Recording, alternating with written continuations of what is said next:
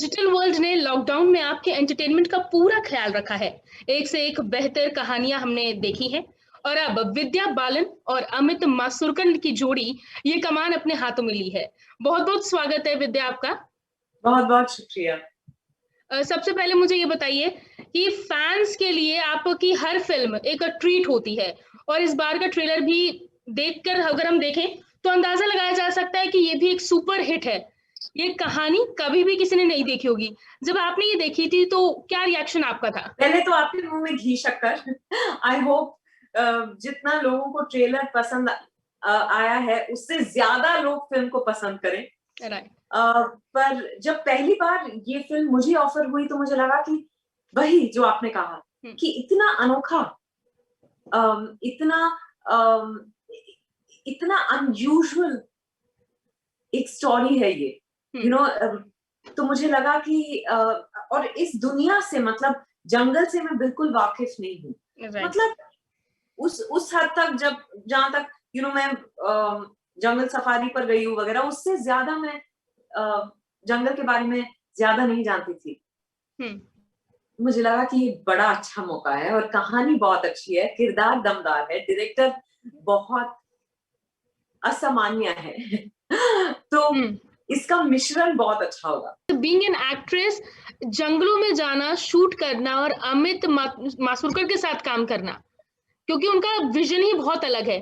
जंगलों में जाके शूट करना बतौर एक्ट्रेस आपके लिए कैसा बहुत एक्सपीरियंस अच्छा, रहा था? इतना सुकून पाया मैंने जंगल में कि लगा ही नहीं कि काम कर रहे हैं। At the end of the day लगता था कि अरे दिन खत्म हो गया। हाँ, इतनी साफ हवा थी और कभी थकान महसूस नहीं होती थी और ज्यादा चिल्लम चिल्ली नहीं होती थी सेट पे, क्योंकि जंगल में आप ज्यादा चिल्लम चिल्ली कर नहीं सकते। वो स्ट्रिक्ट रूल्स हैं जो आपको फॉलो करने पड़ते हैं। तो और क्योंकि हम जंगल में शूट कर रहे थे तो होमवर्क सबने पहले ही कर लिया था, क्योंकि कुछ चंद घंटों के लिए ही आप दिन में वहां शूट कर सकते थे। तो उस वजह से हम सब प्रिपेयर थे, वहां गए, अच्छे से शूट करके आ गए। तो अनुभव बहुत अच्छा रहा। एक और just to be out in the open, उस तरह से हम दूसरे लोकेशंस पर नहीं रह पाते। और मैं चलती थी शॉट्स के बीच में, ऐसे ही पेड़ों के बीच में चलती रहती थी। ना किसी से बात करने की जरूरत लगी मुझे, ना कुछ ना मस्ती। नॉर्मली मैं सेट पे बहुत मस्ती करती हूँ, पर यहाँ चुपचाप बैठी रहती थी, एंजॉय करती थी माहौल को। और अमित मासुरकर के साथ जैसे आप, इसीलिए मैंने उनके लिए असामान्य शब्द इस्तेमाल किया, बिकॉज उनका विजन बहुत अलग है। जिस तरह की स्टोरी उन्होंने चूज की है बहुत अलग है। और फिर जिस तरह का किरदार, ये मेल फॉरेस्ट ऑफिसर भी हो सकते थे, पर उन्होंने फीमेल फॉरेस्ट ऑफिसर पर कहानी सोची। और ये बहुत लेयर कहानी है। ये सिर्फ फीमेल फॉरेस्ट ऑफिसर की कहानी नहीं है, ये सिर्फ फॉरेस्ट डिपार्टमेंट की कहानी नहीं है, ये सिर्फ जंगल की कहानी नहीं है, ये हम सब की कहानी है। क्योंकि पहले तो मैं मानती हूँ कि हर औरत शेरनी होती है। बिल्कुल। जैसे टीजर में एक लाइन है कि जंगल कितना भी घना क्यों ना हो, शेरनी अपना रास्ता ढूंढ ही लेती है। वो शेरनी को आप रिप्लेस कर दो, औरत अपना रास्ता ढूंढ ही लेती है, फिर भी सही पड़ता है ना। तो I think it works at various levels also, कि ये पर्यावरण और प्रगति के बीच का रास्ता हमें ढूंढना होगा। बिल्कुल। हम एक को चुन नहीं सकते, दूसरे को नजरअंदाज नहीं कर सकते, दोनों को साथ लेकर हमें आगे बढ़ना होगा। ये इन सारी चीजों के बारे में है ये फिल्म, तो किसी एक चीज के बारे में नहीं है। जैसा आपने बोला कि हमें दोनों चीजों को साथ में लेकर चलना पड़ेगा। अब यही हम कह सकते हैं कि जिस तरह से हमने पेड़ पौधों को अपनी सुविधा के लिए काटा है और आज के टाइम में ऑक्सीजन की देश में इतनी कमी है, कितनी किल्लत हो गई है। हाँ बिल्कुल। ये तो ये कोविड के दौरान ये हुआ है, इसीलिए इस पर चर्चा शुरू हुई है। पर our lives are and our actions are impacting the environment, और उसका उल्टा इम्पैक्ट हम पे पड़ रहा है। ये हमें समझने की जरूरत है। कोविड ने हमें ये बता दिया है साफ साफ, है ना। इस ऑक्सीजन की कमी ने हमें ये बता दिया है। When we lost loved ones, और हम लिटरली असहाय महसूस कर रहे थे, कुछ कर नहीं पा रहे थे। इसके बाद इसका कोई सोल्यूशन नहीं निकला। सो इस सब के बारे में अगर हम चाहते हैं कि हमारी लाइफ, हमारे फ्यूचर जनरेशंस की जिंदगी अच्छी रहे, तो I think we'll have to think long term now. और आपको कुछ बड़ा करने की जरूरत नहीं है।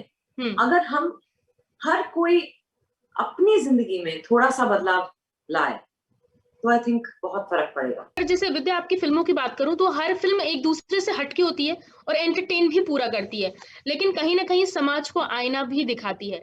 आप किस नॉर्म्स पर एक फिल्म को चूज करती हैं? अपना कैरेक्टर हो, कहानी हो, किस तरह से विद्या फिल्म चूज करती हैं? आई थिंक कहानी सुनते ही या पढ़ते ही, नहीं, कहानी सुनते वक्त या पढ़ते वक्त अगर मुझे लगता है कि मैं अपने आप को उस किरदार में देखने लगती हूँ, तो मैं फिल्म के लिए हामी भरती हूँ। अच्छा। और फिर अगर लगता है कि हाँ, बतौर ऑडियंस मैं ये फिल्म जरूर देखने जाती, ये मेरे लिए बहुत जरूरी है। क्योंकि जैसे मैं हॉरर कभी देखने नहीं जाती, तो मैं हॉरर करती भी नहीं हूँ। हालांकि भूल भुलैया, कि मैंने किसी से ऐसे कहा तो उन्होंने कहा पर भूल भुलैया, मैंने कहा भूल भुलैया हॉरर कॉमेडी थी। वो जो अश्लील दिखने वाला हॉरर तो मैं नहीं कर सकती। यू नो, वो डरावना जो आप मतलब मैं खुद अपने आप को देख के डर जाती। पर तो ये मेरे लिए जरूरी है। और of course the director, producer, क्योंकि डायरेक्टर का विजन होता है फिल्म में। यू नो, तो क्या मैं उसको जी पाऊंगी, क्या इनके साथ मेरी ट्यूनिंग बन पाएगी, ये देखना बहुत जरूरी हो जाता है। और फिर प्रोड्यूसर, क्योंकि प्रोड्यूसर क्या, जैसे शेरनी जैसी फिल्म को विक्रम मल्होत्रा और अबांडन शाह फिल्म्स ने जिस पैशन के साथ बनाया है, क्योंकि ये रेगुलर फिल्म नहीं है। यू नो, जैसे डायरेक्टर है हमारे, वैसे ही फिल्म बहुत अलग है। तो इस फिल्म पर यू नो, डिस्पाइट कोविड की 6 महीने का ब्रेक आ गया शूटिंग के बीच, फिर भी उन्होंने कभी नहीं कहा कि नहीं हम, मतलब कभी उन्होंने डाउट व्यक्त नहीं किया कि बनाए नहीं बनाए, आगे बढ़े नहीं बढ़े।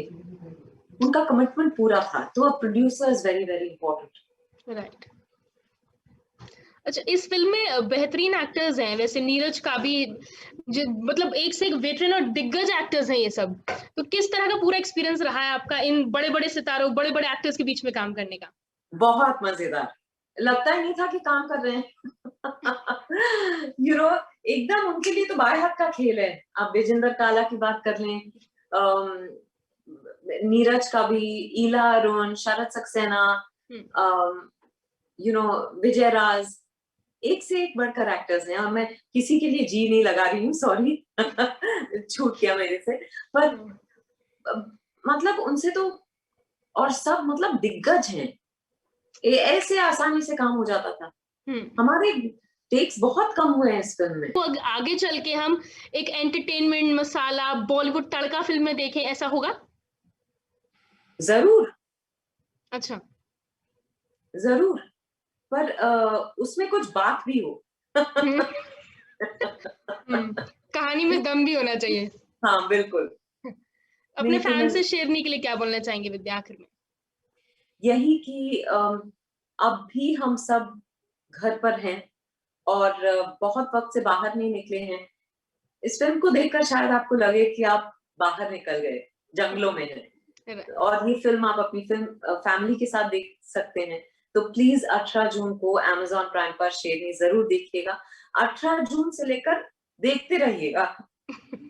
और आई होप आपको फिल्म अच्छी लगे। थैंक यू सो मच विद्या, हमसे बात करने के लिए। अगर आपको हमारा ये वीडियो पसंद आया हो तो इसे लाइक और शेयर जरूर करें, और हाँ, हमें सब्सक्राइब और फॉलो करना ना भूलें, ताकि आप एंटरटेनमेंट की कोई भी खबर मिस ना करें। चाहे बॉलीवुड और टीवी से जुड़ी बिग न्यूज हो या स्टार्स का लाइफस्टाइल, बी टाउन की कोई पार्टी हो या सेलिब्रिटीज की डेटिंग, फिल्म और टीवी इंडस्ट्री की गॉसिप हो या कंट्रोवर्सीज, हर वीडियो मिलेगा E24 पर। तो फिर धमाकेदार एंटरटेनमेंट के लिए जुड़े रहिए हमारे साथ और देखते रहिए E24।